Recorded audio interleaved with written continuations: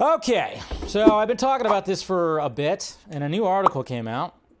Not a lot of people were passing it around, so I figured I'd talk about it because I've been talking about this like crazy pretty much for like the past year and a half, or about past year at least. We've been talking about it on the Vodka stream, all that stuff, but it's basically has to do with the fact that, yes, streaming is not what they thought it was going to be.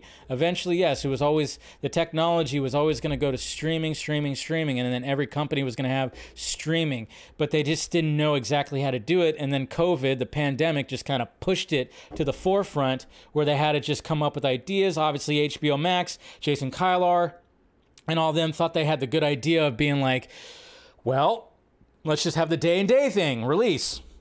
But of course, that put a lot of bad taste in a lot of people's mouths. Obviously, we heard about all that. The Christopher Nolan thing, he hated that. Tom Cruise kept on pushing Top Gun Maverick further and further so then he wouldn't have to release it on streaming. But here's the article right here. Wall Street's streaming warnings to Hollywood get more dire. Can't light money on fire. Multiple analysts have turned skeptical about profit guidance and content spend as it relates to direct-to-consumer platforms that are touted as company flagships only a year ago. Not looking good. And of course, they used a Wile E. Coyote image right there, falling off the cliff. That's good. Hollywood is on edge of the next phase in the streaming revolution as more and more executives and investors have come to realize how significant the implications of the transformation on the entertainment business and its profitability are.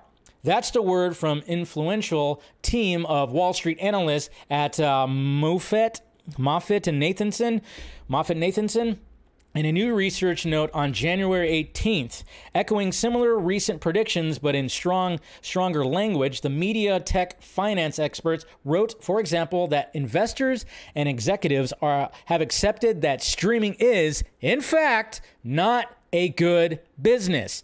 At least not compared to what came before. The report came out just before the start of Hollywood earnings season, which kicks off with Netflix on Thursday. In the coming weeks, management teams in the sector are expected to provide commentary on their company's performance during the final quarter of 2022, including advertising trends amid economic challenges and high inflation. See, that's another thing that's killing it too, is the freaking inflation that happened as well.